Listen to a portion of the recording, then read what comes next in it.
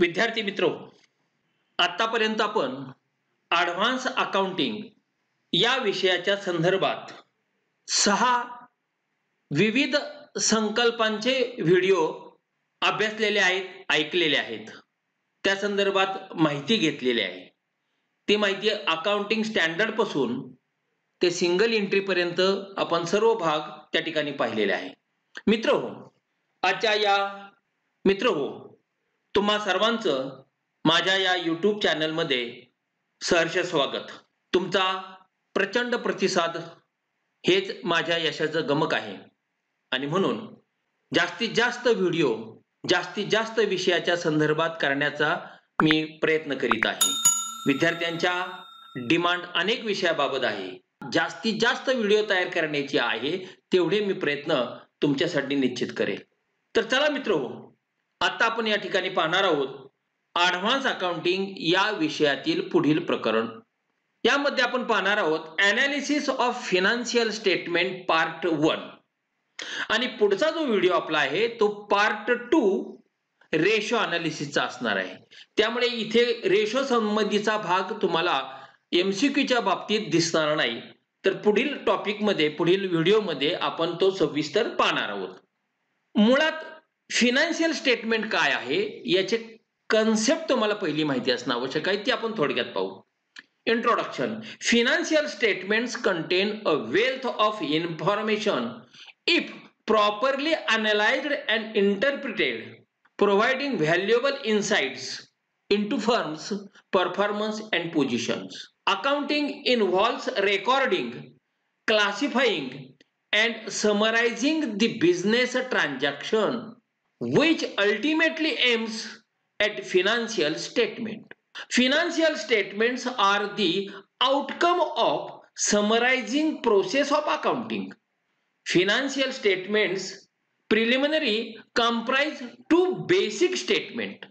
The one of the statement is financial position statement or the balance sheet, and second one is income statement, that is profit and loss account statement. Apart from the management, there are many other parties who are interested in the financial statement of business organization. These parties are shareholders, debenture holders, creditors, various government authorities, research scholars, and financial institutes just like as a banks, etc. What is meant by analysis and what is meant by interpretation?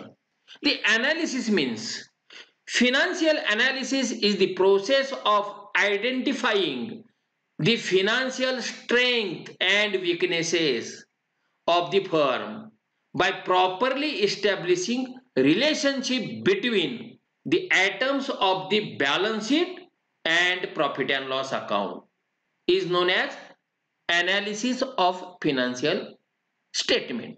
Second one is interpretation. Interpretation refers to the process of drawing inference regarding earning capacity of the firm, liquidity, profitability, solvency, efficiency of the business concern, etc. Business unit by comparing various components and examining their contents. That is called interpretation. Methods of analysis. There are various methods of analysis. First, comparative statement. Balance sheet as on two or more different dates. Here is highlighted in blue color. Two different dates. For example, balance sheet on 31st March 2020 and balance sheet on 31st March 2021 are compared to a certain changes in the assets and liabilities. That is, the asset is increasing or decreasing, as well as the increase or decrease in the liability. These are comparative statements. Second method is common size statements.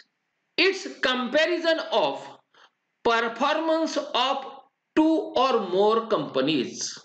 Third one is trends percentage. Under this method, while comparing information of various years, the particular year, generally a beginning year, is taken as a base year and comparison is made according to that base year, is known as trend percentage.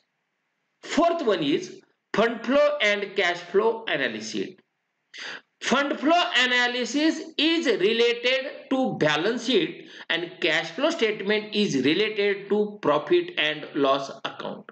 Fifth method is ratio analysis. It will be discussed in next video. So guys, question number 1. Fund flow refers to change in is a working capital, an application, sources, or both A and B. It is a working capital. Answer is A. Question number 2. Cash flow statement is useful for financial planning. That is a short-term planning, not long-term planning. So answer is B. Question number 3. Cash flow statement is prepared from balance sheet, profit and loss account, additional information, or all of these. The answer is all of these, because balance sheet, profit and loss account, and additional information, collecting the information and prepare the cash flow statement. So answer is D. Question number 4. Which of the following would increase the cash flow of a firm? Decrease in inventory, an increase in debtors, as increase in prepared expenses, as decrease in income in advance. विद्यार्थी मित्रांनो, cash flow आणि fund flow यामध्ये प्रामुख्याने जो फरक आहे, cash flow म्हणजे cash येणं आणि कॅश जाणं, आणि फंड फ्लो मध्ये असेट आणि लायबिलिटी एकतर त्याची किंमत वाढणे किंवा कमी होते.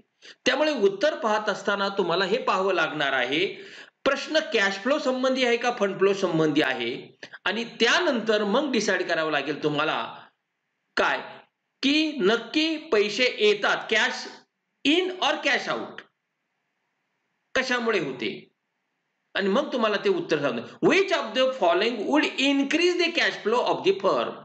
कॅश फ्लो तुमचा जो आहे तो तुम्हाला त्या ठिकाणी काय आहे, इन्क्रीज होण्यासाठी कोणता घटक एलिमेंट तुम्हाला कारणीभूत ठरेल. That is a decrease in inventory. Inventory म्हणजे stock. Question number 5. Which of the following is not a cash flow for the firm? Dividend, depreciation, interest payment, and taxation. The depreciation is not a cash flow for the firm. So answer is B. Next. Which of the following affects the flow of fund? Flow of fund वर affect कशाचा होतो, तर दोन्ही अकाउंटचा. कुठल्या, तर current अकाउंटचा सुद्धा आणि non current अकाउंटचा सुद्धा. आणि म्हणून हे करंट अकाउंट आणि नॉन करंट अकाउंटचे दोघांचेही त्या ठिकाणी जे काही ट्रान्झॅक्शन आहे का त्याचा इफेक्ट या फ्लो ऑफ फंडवर होतो, आणि म्हणून आपलं उत्तर आहे C. A transaction affecting current account and non current account. Question number 7. Which is not included in quick assets. आता ही क्विक असेट म्हणा, त्याला लिक्विड असेट म्हणा, अर्थ एकच आहे. क्विक असेट किंवा लिक्विड असेट ज्या आहेत त्या प्रामुख्याने त्याची कन्सेप्ट आपल्याला सांगता येईल की ज्या असेटचं क्विकली ताबडतोब पैशात रूपांतर होतं. लिक्विडिटी ताबडतोब पैशात, जसं गोल्ड. गोल्ड हे असं आहे की तुम्ही ताबडतोब त्या प्रॉपर्टीचं, त्या असेटचं कॅश मध्ये रूपांतर करू शकतात. क्विक किंवा लिक्विडिटी म्हणतो आपण, त्यामध्ये लवचिकता आहे. कशात, त्या असेटची कॅश मध्ये रूपांतर होण्यासाठी. बरोबर आहे का? आणि म्हणून क्विक असेट जर या ठिकाणी विच इज नॉट दिलेलं आहे, त्यामुळे पैशात रूपांतर किंवा गोल्डचं होतं, लिक्विडिटी आहे, कॅश इन बँकेचं आहे, पण स्टॉकची मात्र त्या ठिकाणी कॅशमध्ये लगेच रूपांतर होईल का? स्टॉक विकून ताबडतोब पैसे मिळतील का? ते क्विक आहे का? नाही. आणि म्हणून cash in hand, cash in bank आणि गोल्ड हे आहे, लिक्विड असेट आहे, पण स्टॉक मात्र नाही. म्हणून उत्तर आपले D stock. Question number 8. Depreciation on the fixed asset is no flow of fund. That is no flow of fund. आणि म्हणून आपला आन्सर आहे A. Question number 9. Which of the following is a use of funds? पहा, प्रश्न चांगल्या प्रकारे त्या ठिकाणी लक्षात येईल तुमच्या, तर तुम्हाला उत्तर सापडेल. Which of the following खालीलपैकी कोण आहे काय यूज ऑफ फंड्स? तर निश्चितपणे आपल्याला त्याचं उत्तर सांगता येईल इनक्रीज इन फिक्स असेट. आणि म्हणून उत्तर आहे B. Question number 10. Cash from operation is equal to net profit plus decrease in current asset. Net profit plus current asset जे आहेत ना, आपल्याकडे असेटचे 4 प्रकार आहे, फिक्स, करंट, इंटँजिबल आणि फिक्टिशियस. त्यातल्या करंट असेट जे आहेत त्या decrease. Net profit plus decrease in current asset, that is the cash from operation. आणि म्हणून उत्तर आहे C. Question number 11. Increase in the amount of creditors results in. Increase in the amount कशाची? क्रेडिटर्सची. Result in increase in cash. आणि म्हणून answer आहे A. Question number 12. Which of the following is not a cash flow? Cash flow नाही. खालीलपैकी कोणतं आहे की जे कॅश फ्लो नाही? तर त्यामध्ये फक्त एकच आहे आणि ते म्हणजे इनक्रीज इन क्रेडिटर्स. हे कॅश फ्लो, कॅश आउटफ्लो मध्ये नाही. Question number 13. Significant non cash transactions are included in. Cash flow from operating activities, cash flow from investing activity, cash flow on financial, या कुठल्याच ऍक्टिव्हिटीमध्ये ते इन्क्लूड नाही. आणि म्हणून आपल्याला उत्तर सांगता येईल D, none of the above. Question number 14. Working capital is a measure of, that is liquidity, not solvency, not profitability, not consistency, only liquidity. So answer is A. Question number 15. An examination of the sources and uses of funds is a part of, that is fund flow analysis. Ratio analysis स्वतंत्र आहे, ते आपण पाहणार आहे. ते काय forecasting techniques नाहीये, अंदाज बांधण्यासंबंधीच्या ज्या काही टेक्निक्स नाहीये, आणि ते calculation for preparing the balance sheet सुद्धा नाहीये. तर ते कशाशी संबंधित आहे? तर फंड फ्लो अनालिसिस बाबत B. Question number 16.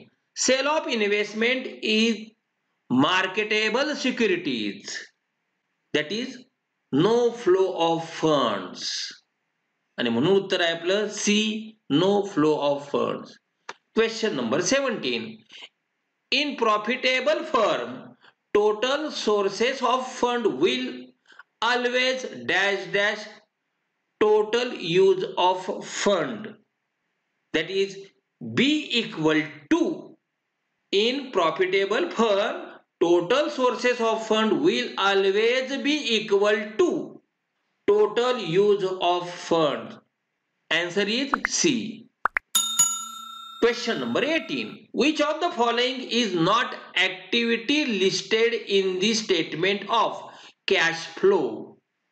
Financial activity, operating activity, investment activity नाही. तर not activity listed in statement of cash flow, that is funding activity. So answer is D. Question number 19. The purchase of a building by issuing long-term notes payable should be reported as A. Non cash investing and financial activity आहे. ती operating नाहीये, ती cash outflow नाही. म्हणून आपलं उत्तर आहे A. Question number 20. Which of the following is prepared on the guidelines of accounting standard 3? आपण पहिलं प्रकरण पाहिलंय तर त्यामध्ये अकाउंटिंग स्टँडर्ड दिलेले आहेत.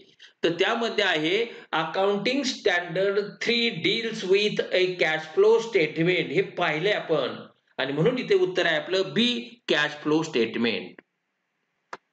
मित्रांनो, हा व्हिडिओ तुम्हाला कसा वाटला त्या संबंधात तुमचे जर काही कॉमेंट्स असतील ते कमेंट्स बॉक्समध्ये जरूर टाका. या व्हिडिओला लाईक करा, व्हिडिओ शेअर करा, चॅनलला सबस्क्राईब करा की जेणेकरून तुम्हाला या चॅनलवरचे सर्व व्हिडिओ त्या ठिकाणी पाहता येऊ शकेल. हे मला माहिती आहे, महाराष्ट्रात आपण आहोत, मराठी माध्यमातून आपण शिकत आहोत, परंतु इंग्लिश पण आपल्याला येणं आवश्यक आहे आणि मराठी सुद्धा आपल्याला येणं आवश्यक आहे आणि त्याचं कुठेतरी मध्य साधून आपण हे व्हिडिओ त्या ठिकाणी तयार करतो की जेणेकरून दोन्ही मुलांना त्याचा उपयोग होऊ शकेल. आणि याच क्रमाने आपण पुढे जाणार आहोत आणि पुढचा टॉपिक आपण पाहणार आहोत तो म्हणजेच रेशो अनालिसिस. धन्यवाद.